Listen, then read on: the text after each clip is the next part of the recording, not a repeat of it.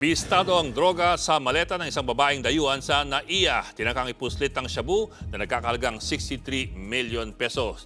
Yan at iba pa sa frontline report ni Gary De Leon.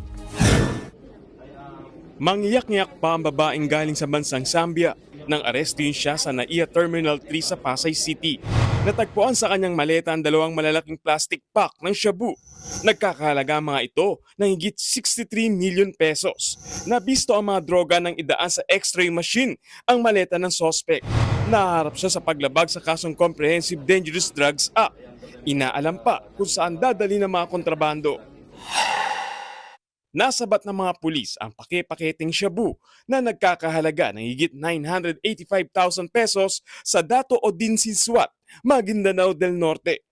Sugatan sa bypass ang isang drug suspect habang nakatakas ang kanyang kasamahan. Ayon sa mga pulis, sa Sultan Kudarat sana makikipagtransaksyon ng mga suspect pero inilipat nila ang lugar sa Dato Odinsinswat. Nang magpositibo ang transaksyon, pinalibutan ng mga operatiba ang mga suspect pero agad silang sumibat sakay ng motor. Nakipaghabulan at nakipagbarilan ng mga suspect hanggang sa mabaril ang isa sa kanila sa tiyan.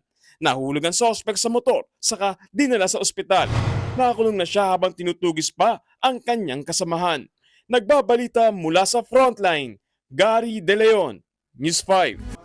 Mga kapatid, Ed Lingaw po, maging maalam at may pakialam sa mga napapanahong balita sa ating bansa.